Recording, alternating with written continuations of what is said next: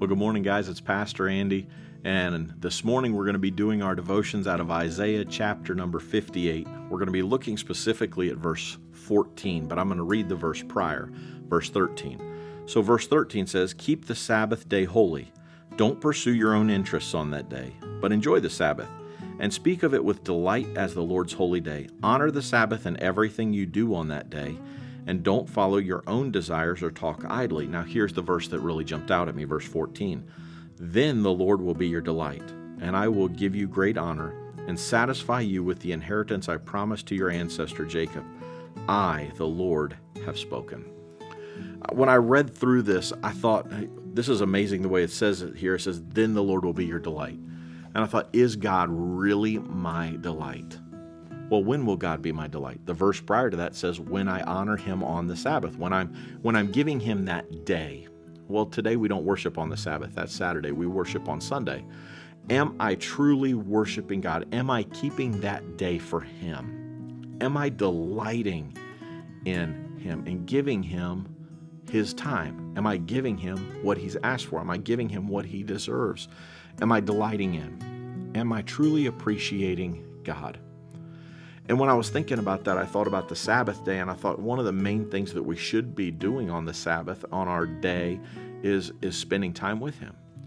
And prayer is the thing that jumped to my mind as I was talking to the Lord about this and praying. I thought, how many of us really take time and spend time talking to God each week? So I thought, I wonder.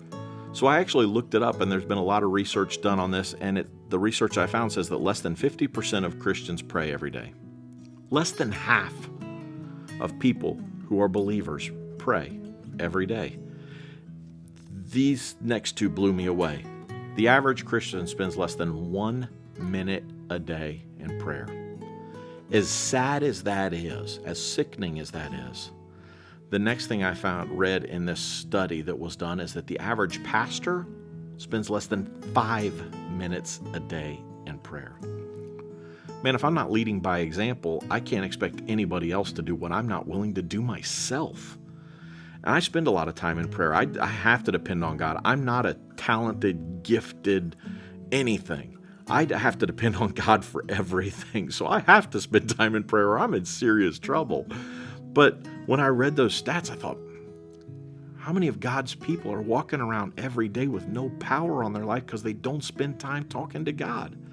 And then we wonder why the world is the way it is today. We wonder why there's wars and fighting and all of the racism and the riots and people beating other people killing other people and murdering other people and not respecting each other. And we wonder why our world is like it is when we as believers don't even spend a minute every day talking to God. The only one who can change a heart, the only one who can truly change a person, and we spend less than a minute talking to him every day. Most of us, most Christians today, we're like Santa Claus Christians. We expect God to come down and put up the Christmas tree and put all the gifts around it, and then we kind of tip our hat to him and say, thanks for doing what you did. And we should be grateful. We should be thankful for what God does for us. But are we grateful for what he does, or are we grateful for who he is? And there's a big difference. You see, when we pass this elementary prayer life and graduate into delighting and appreciating God for who he is, things are going to change in our life. You see, I'm not just praying the simple prayers of thanks God for this and help this person and do this and do that and do the other. When I'm really thanking God, God, thank you for who you are. Thank you for the problems that you've brought into my life because they're making me more like you. Thank you for the difficulties. Thank you for everything. And we really start bringing God into every area of our life, and we're giving thanks in all things, as Paul told us to do. Things are going to change. When we start praying like that, we're going to want to spend time in his presence.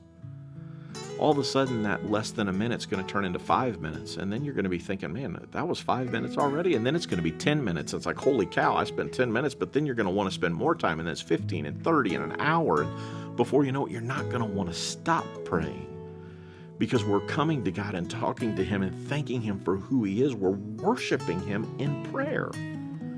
You see, when we graduate from that kindergarten prayer life taking the master's level prayer life, the doctorate, the PhD level prayer life, everything changes.